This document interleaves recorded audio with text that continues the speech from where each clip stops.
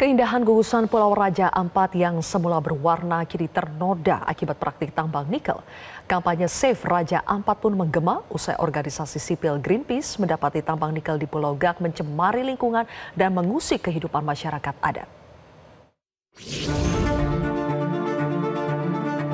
Tambang nikel garapan PT Gak Nikel di Pulau Gak, distrik Waikebo Barat, mengubah keindahan gugusan pulau di Raja Ampat menjadi suram. Kelangsungan hidup warga adat yang bermukim di sana disebut turut terusik. Meski disebut sudah mengantongi izin operasi, lembaga sosial masyarakat Greenpeace mendapati tambang nikel di pulau ini mencemari lingkungan. Pulau kecil aja dikeruk sampai puluhan ekskavator, kita lihat di situ tuh. Ini gimana nih Raja Ampat nih? Ini bakal habis semua tuh karang-karang yang bagus di sini nih. Terus pulau ini bakal lenyap nih. Kita akan kehilangan pulau lagi kalau dikeruk terus untuk industri mobil. Menteri Energi dan Sumber Daya Mineral Bahlil Lahadalia mengatakan, tambang nikel yang berada di Pulau Gak jaraknya kurang lebih 30 hingga 40 km dari Pulau Piai Nebo, kawasan pariwisata Raja Ampat, Papua Barat Daya. Ada gambar yang diperlihatkan itu seperti di Pulau Panemo. Panemo itu pulau prawisatanya Raja Ampat. Saya sering di Raja Ampat. Pulau Panemo dengan PT Pulau Gak itu kurang lebih sekitar 30 km sampai dengan 40 km. Dan di wilayah Raja Ampat itu betul wilayah prawisata yang kita harus lindungi. Di media sosial, warganet mendidih saat mengetahui temuan ini. Kampanye Stop Eksploitasi Alam di Raja Ampat, kawasan yang berjuluk The Last Paradise pun seketika viral. Stop Raja Ampat! Stop Raja Ampat! Papua bukan tanah kosong! Bahkan aktivis Greenpeace menggelar aksi protes di tengah konferensi Indonesia Critical Minerals 2025. Diketahui, terdapat area konservasi penyu dan terumbu karang di kawasan Pulau Gak. Anggota DPR Dapil Papua Barat Daya mendorong pemerintah pusat untuk tidak lagi menerbitkan izin tambang di Raja Ampat dan fokus mengembangkan pusat konservasi dan wisata alamnya. Yang namanya pertambangan, energi fosil dan lain sebagainya itu suatu saat akan habis. Satu target yang tentunya lebih baik daripada pertambangan itu sendiri, karena satu merusak lingkungan, apalagi wisata di Raja Ampat itu merupakan wisata kelas dunia. Merujuk Undang-Undang Nomor 1 tentang pengelolaan kawasan pesisir dan pulau kecil, tepatnya di pasal 17 ayat 2 memuat, pemberian izin pengelolaan wajib mempertimbangkan kelestarian ekosistem dan pulau-pulau kecil, masyarakat, dan nelayan tradisional. Lalu di ayat 4 ditegaskan bahwa izin lokasi tidak bisa diberikan pada zona inti kawasan konservasi, alur laut, kawasan pelabuhan, dan pantai umum. Menindaklanjuti temuan ini, Menteri Bahlil Lahadalia mengungkap sudah memberi instruksi untuk menyetop operasi ekstraksi di kawasan Pulau Gak. Pihaknya pun akan meninjau kembali izin yang diberikan pemerintah pusat ke perusahaan pengelola. Maka kami sudah memutuskan lewat Dirjen Minerba untuk status daripada IUP PT Gak yang sekarang lagi mengelola itu kan cuma satu ya. Itu kami untuk sementara kita hentikan operasinya sampai dengan verifikasi lapangan. Pemirsa, Menteri Lingkungan Hidup Hani Faisal dan juga Menteri ESDM Bahlil Lahadalia merespons penolakan tambang nikel di Raja Ampat, Papua Barat Daya dengan menghentikan sementara izin usaha pertambangan atau IUP nikel milik PT Gak Nikel, anak perusahaan PT Antam. Kedua menteri juga akan turun langsung ke lokasi pertambangan nikel yang diduga melanggar peraturan lingkungan hidup dan tata kelola pulau kecil. Dan untuk membahasnya sudah bergabung bersama kami anggota DPR Komisi 7 Dapil Papua Barat Daya yang membidangi sektor pariwisata. Ada Bapak Riko Sia dan juga juru kampanye hutan Greenpeace Indonesia Iqbal Damanik. Selamat malam Pak Riko, Mas Iqbal. Selamat malam, Mbak. Selamat malam, Ibu Sylvia. Baik, terima kasih sudah bergabung bersama kami di Prime Time News. Pak Riko, pemerintah kan akan mengecek langsung dugaan pelanggaran peraturan lingkungan hidup dan tata kelola pulau kecil yang terjadi di Raja Ampat. Menurut Anda, apa saja yang harus pemerintah usut dan pastikan di sana? Jadi yang pertama-tama terkait dengan apa yang mau diusut, menurut saya tidak perlu diusut lagi. Kenapa tidak perlu diusut lagi? Karena wilayah Raja Ampat sudah menjadi global geopark yang diberikan oleh UNESCO. Dianggap dan disahkan sudah ya menjadi jantung dari segitiga karang dunia. Sehingga menurut saya pariwisata haruslah dikedepankan. Karena tadi energi fosil, pertambangan, semuanya akan habis. Pada saat pertambangan habis, yang sisa adalah lubang-lubang saja, tanah dataran yang kosong, dan limbah-limbah seperti tailing yang mengandung logam berat dan kimia, tentunya yang dibuang ke dasar laut, itu akan terbawa arus dan menutupi karang-karang yang begitu indahnya. Biota laut tentunya akan jadi terusir, bahkan mereka akan lari menyingkir apabila yang terjadi suatu saat nanti tailing-tailing itu menutupi karang-karang yang indah. Nah, pemerintah pusat mestinya mengambil patokan dari Undang-Undang Dasar 45 Pasal 33 yang pada intinya berbunyi bahwa semuanya ini kan milik negara, dikelola sebaik-baiknya untuk kemakmuran rakyat. Mana yang lebih penting? Pertambangan yang nanti habis, apakah kemudian tambang ini akan bermanfaat selamanya bagi masyarakat setempat, ataukah masyarakat Papua Barat Daya, ataukah masyarakat seluruh Indonesia? Tentunya menurut saya pariwisata lah yang berkelanjutan mensejahterakan masyarakat di sekitar Papua Barat maupun Papua Barat Daya maupun Indonesia. Baik, Pak Riko. Jadi tidak perlu lagi ya. Pak Riko, Menteri SDM mengatakan katanya PT GAK nih misalnya ya salah satu perusahaan yang dipermasalahkan itu katanya memiliki IUP sejak tahun 2017 juga mengantongi AMDAL dan lokasi tambangnya katanya berada di Piai Nemo 30-40 km dari kawasan destinasi wisata utama Raja Ampat. Jadi kalau dari angka sebetulnya terlihat jauh sekali. Jadi apa sebetulnya dipersoalkan, Pak? Begini. Kalau kita cerita 30-40 km itu jauh, itu karena kita mungkin tolok ukurnya adalah bulldozer atau ekskavator yang kalau jalan 30 kilo atau 40 kilo itu rasanya lama sekali baru sampai. Tapi coba kalau kita pakai pesawat, paling cuma 10 menit. Nah, kalau yang namanya tailing, limbah-limbah ini terbawa arus, itu juga arus begitu derasnya di bawah dan tentunya jarak 30-40 km itu bukan jarak yang jauh ya buat tailing-tailing itu dihanyutkan.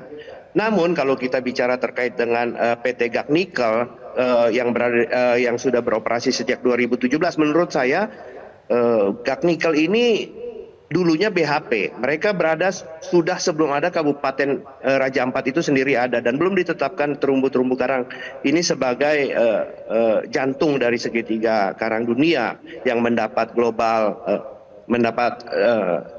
sebutan global geopark dari UNESCO. Jadi kalau kita bicara GAK Nikel, saya kok rasanya rancu. Kenapa hanya GAK Nikel yang dituduh? Di sini ada PT Kawai. Kalau kita silakan lihat di Modi, itu ada PT Kawai, ada PT Mulia Raimon, ada PT Anugrah Surya Pratama, ada satu lagi PT Nurhamna. Kalau kita cerita soal 5 tadi, ada 4 yang sudah disegel kalau nggak salah sama LHK. Nah, apakah GAK Nikel dari kelima itu GAK Nikel masuk? Kita belum tahu. Nanti kita lihat setelah mereka turun ke sana ya, karena janjinya setelah ini akan turun. Nah, menurut saya keempat yang tadi PT Kawai, PT Mulia Raimon, PT Anugrah dan PT Nurham ini nggak perlu lagi diterbitkan. Toh katanya Pak Menteri, Pak Bahlil bahwa mereka belum beroperasi. Kalaupun ada ya dicabut saja. Nah, terkait dengan GAK Nikel, ya coba ini tadi kalau kita cerita GAK Nikel, apakah benar GAK Nikel ini yang tadi disoroti atau tidak? Nah, kalau kita lihat dari peta, GAK Nikel ini adanya memang jauh sekali. Apakah memang itu akan menyebar, akan sedimentasinya itu akan menutupi terumbu karang di daerah yang menjadi daerah pariwisata, saya pikir inilah yang mestinya dianalisa kembali atau dievaluasi kembali terkait dengan landfill. Tapi kalau kayak yang 4 itu nggak perlu lagi diterbitkan. Oke, Pak Riko. Ngapain kita Sampai di situ dulu, korbankan Pak Riko. wisata ya? Baik, saya geser dulu ya ke Mas Iqbal dari Greenpeace. Mas Iqbal, apa saja sebetulnya temuan Greenpeace yang terkait dengan dugaan pelanggaran peraturan lingkungan hidup dan tata kelola pulau kecil yang terjadi di Raja Ampat? Iya, saya setuju sama Pak Riko tadi yang menyebut bahwa ini bukan soal PT GAK saja atau soal Pulau GAK saja, tapi saat ini ada 5 izin yang aktif yang izinnya diterbitkan oleh Kementerian ESDM, kementeriannya Pak Bahlil. Ada di Pulau GAK, ada di Pulau KW, ada di Pulau Batangpele, kemudian di Pulau Manuran, lalu kemudian di Waigeo Besar. Nah, keempat dari 5 izin ini itu ada di dalam geopark yang tadi disebutkan, gitu. Sehingga dan ini semua dan 4-nya itu adalah ada di pulau-pulau kecil. Secara aturan di undang-undang tadi yang disebutkan pasal 35 ayat K-nya sudah sangat jelas bahwa dilarang melakukan penambangan mineral dan batu bara di pulau-pulau kecil. Gitu. Jadi ini harusnya bisa langsung diambil keputusan oleh pemerintah karena ini sudah melanggar peraturan. Gitu. Nah, secara kasat mata kami bisa melihat dengan yang ditampilkan tadi, yang tadi ditampilkan di video dari YouTube-nya Greenpeace, itu juga tidak hanya ada di Pulau GAK, ada di Pulau KW, lalu kemudian ada di Pulau Batangpele, lalu kemudian ada di Pulau Manuran. Ini sampai sekarang mereka ada yang masih aktif, lalu kemudian di Pulau Manuran ada yang sudah berhenti aktivitasnya, tapi mereka tidak melakukan reklamasi. Kita tahu betapa sulitnya melakukan reklamasi di pulau-pulau kecil itu, sehingga kemudian MK juga mempertegas bahwa pertambangan di pulau-pulau kecil akan menyebabkan kerusakan lingkungan yang sangat besar sekali. Jadi secara kasat mata kita bisa melihat kehancuran dan pencemaran lingkungan hidup di pulau-pulau ini seperti sedimentasi, limpahan dari pembukaan lahan yang sangat besar. Bahkan di Basilvia, di Batangpele sendiri mereka sudah melakukan eksplorasi, padahal mereka belum, dan itu adalah hutan lindung, dan mereka belum mendapatkan PPKH. Ini tindakan pidana loh. Jadi harusnya Kementerian Kehutanan dan Lingkungan Hidup bisa langsung bilang tangkap ini yang punya perusahaan karena tidak memiliki izin persetujuan penggunaan kawasan hutan. Jadi sebenarnya pemerintah sudah memiliki instrumen hukum atau instrumen aturan yang sangat kuat di sini. Baik, Mas Iqbal, kalau dari temuan Greenpeace sebetulnya praktik yang melanggar itu, baik itu melakukan aktivitas tambang di kawasan konservasi atau di pulau-pulau kecil, sebetulnya sudah terjadi sejak tahun berapa? Wah, untuk Pulau GAK bahkan kita sudah angkat sejak tahun 2022. Bahkan tambang-tambang ini, izin-izin ini, itu sudah mendapatkan izin sejak tahun 2013. Seperti di Batangpele misalnya, mereka mendapatkan izin di tahun 2013, dan kemudian aktif sampai 2033. Jadi aktivitas ini bukanlah aktivitas baru. Dan teman-teman di Raja Ampat, Pak Riko pasti tahu, demonstrasi sudah berulang kali dilakukan, upaya audiensi kepada DPRK, kepada Bupati, kepada MRP, itu sudah dilakukan oleh teman-teman di Raja Ampat, tapi tidak juga didengar. Sehingga kami berdiskusi dengan teman-teman di Raja Ampat, kita harus pikirkan bahwa ini harus menjadi isu nasional, sehingga orang memang aware bahwa ada tambang-tambang yang kini aktif di Raja Ampat, ada 5. Dan ada kemungkinan untuk reaktivasi lagi loh Pak Riko, Basilvia, 11 izin gitu. Nah ini kan posisinya idle, izinnya tidak dicabut, tapi mereka tidak melakukan aktivitas. Begitu kita tidak viral lagi, begitu masyarakat tidak menyoroti lagi, ini bisa aktif kembali gitu. Jadi sampai kapan presiden buruk soal viral dulu baru dapat justice gitu ya, rame dulu baru digubris, ini terjadi. Harusnya langkah-langkah cepat dilakukan oleh Kementerian ESDM karena ini melanggar aturan KKP. KKP juga bisa harusnya bilang ke Menteri ESDM dan Kementerian Kehutanan, ini pulau-pulau kecil, secara aturan tidak bisa. Masa sih menteri-menterinya Pak Prabowo tidak bisa duduk bersama untuk membicarakan ini?